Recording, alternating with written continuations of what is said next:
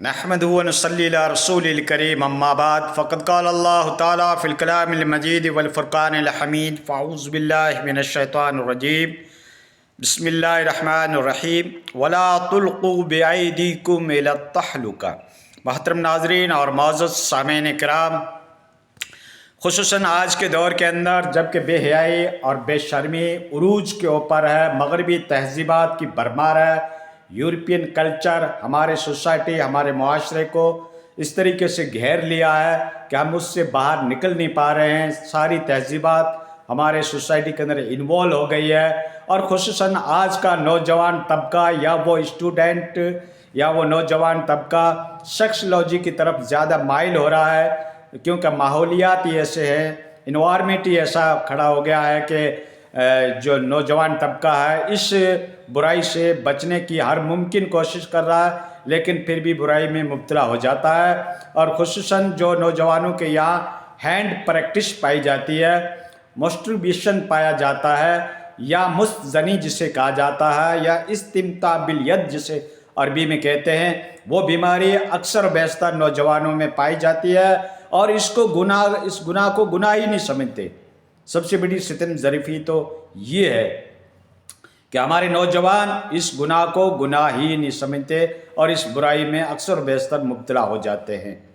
اور اوپر کیا ہے کہ ہمارے ایک اسلامک اسکالرس اس طریقے کے آتے ہیں کہ ان کو یہ بتاتے ہیں کہ اس کا کوئی حرج نہیں ہے۔ جیسے ڈاکٹر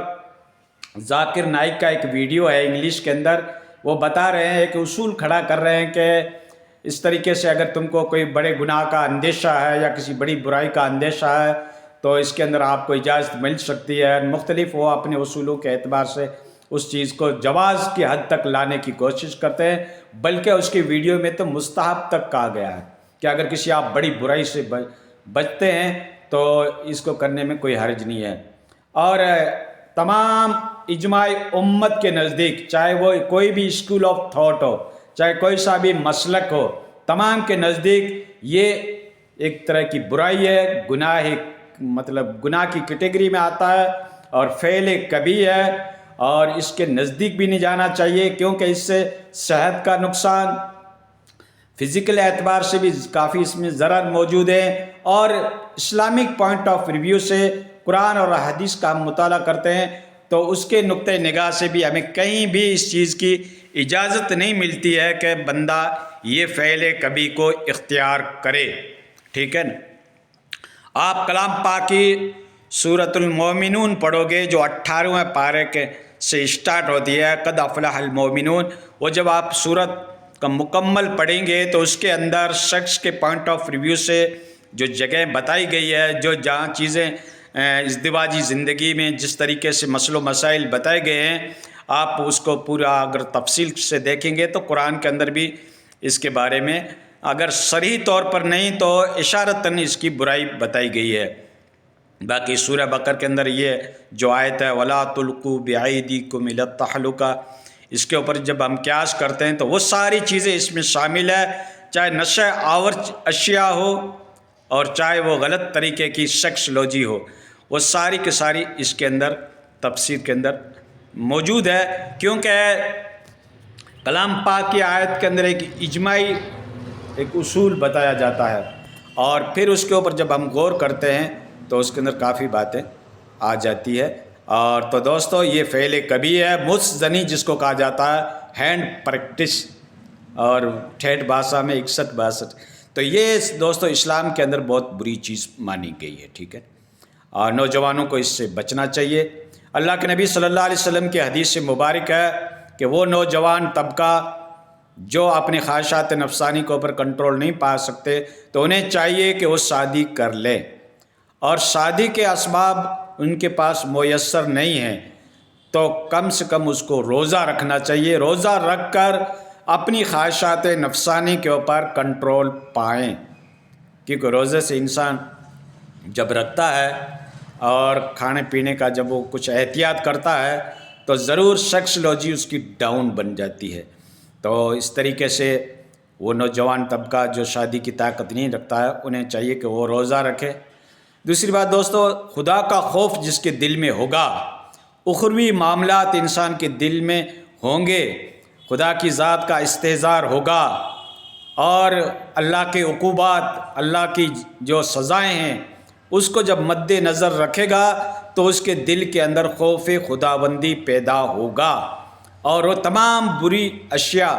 جو بھی فعل کبھی ہیں، جو گناہ کی چیزیں ہیں، اس سے بچنے کی انسان بھرپور کوشش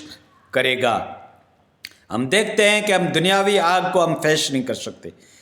دنیاوی آگ میں ایک ادنا سے ادنا، میں آپ کو ایک ایگزامپل دیتا ہوں، ایک موم بتی ہوتی ہے، اس کے اوپر کیا آپ 5 منٹ کے لیے ہاتھ رکھ سکتے ہیں؟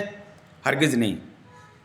تو اللہ تعالیٰ کی اس آگ کو آپ کس طریقے سے فیش کر پائیں گے جو دنیا کی آگ سے 70 گنا زیادہ وہ خطرناک ہے؟ اس آگ کا کلر بھی بلیک ہے، ٹھیک ہے، وہ جہنم کی آگ ہے۔ تو دوستو، جب جہنم کا استحضار ہوگا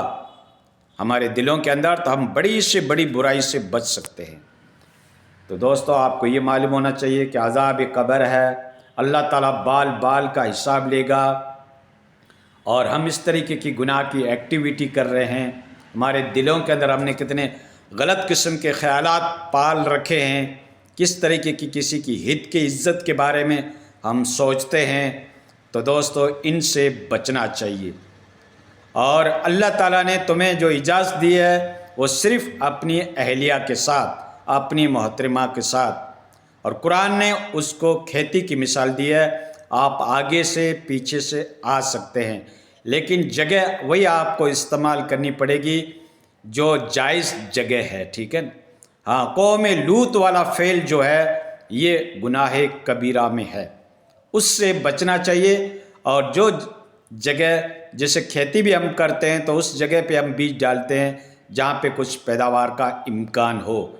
تو اولاد کے حصول کے لیے جو ذرائع ہیں اسے آپ کو اپنانا چاہیے، اور کھل کر یہ ساری باتیں تو دیکھو دوستو میں بتا نہیں سکتا، عقل مند کو اشارہ کافی ہے۔ تو اس طریقے سے ہے، باقی قرآن کے سورہ مومنین کے اندر کہا گیا جو تمہاری باندیاں ہیں اس کے ساتھ کر سکتے ہو، لیکن باندیوں والا کانسیپٹ جو ہے وہ تو اب ابسلیوٹ ہو گیا، وہ ماحول سمجھو ختم ہو گیا ہے، اب آپ نے وہ باندی اور نوکرانی بھی نہیں رکھ سکتے۔ وہ پرانے زمانے کے اندر مال غنیمت کے اعتبار سے جو جنگ کرنے کے لیے عورتیں آ جاتی تھی ان کو باندی بنا دیا جاتا تھا، تو اس کے ساتھ جو مسائل تھے وہ مسائل اب بدل چکے ہیں، تتغیر الاحکام بتتغیر المکان والزمان۔ تو دوستو یہ ہے، اور آج کل کی پبلک جو ہے گیٹ اپ دیکھتی ہے، حلیہ دیکھتی ہے، داڑیاں دیکھتی ہے، چہرے دیکھتی ہے، ہاؤ بھاؤ دیکھتی ہے شخصیت کا، پھر اس سے انسپائر ہوتے ہیں، اس سے متاثر ہوتے ہیں کہ ہاں اتنے بڑے عالم نے بات کہی تو یہ بات صحیح ہے۔ لیکن دوستو، میں جو آپ کے سامنے باتیں لے کے آتا ہوں، مختلف اسلامی اسکالرس، مختلف علماء کرام، مختلف اسلامی کتب کی اسٹڈی کرنے کے بعد پھر آپ کے سامنے جو واضح دلائل ہیں وہ میں رکھتا ہوں، اور اس کی روشنی میں کیا چیزیں جائز ہے اور کیا ناجائز ہے وہ آپ کو بتاتے ہیں، کیونکہ یہ دینی مسائل ہیں جس کی ضروریات ہماری زندگی کے ساتھ جڑی ہوئی ہے۔ اگر مسئلہ کسی نے کوئی غلط بتا دیا اور پبلک اس کے اوپر چل پڑی تو جتنی پبلک اس کے اوپر عمل کرے گی اس کا گناہ اس شخص کو ہوگا، اس خطیب کو ہوگا جس نے کوئی غلط بات بتائی ہے۔ تو دوستو، میں سوچ سمجھ کر حتی الامکان، حتی الوسع آپ کو وہی مسائل پیش کرتے ہیں جو اتھینٹک ہیں، میں پروف ہیں، قرآن اور حدیث کے پوائنٹ آف ریویو سے وہ باتیں ثابت ہے، وہ آپ کو میں بتاتا ہوں۔ تو دوستو، یہ متزنی کرنا، اس کو تمام ائمہ کرام نے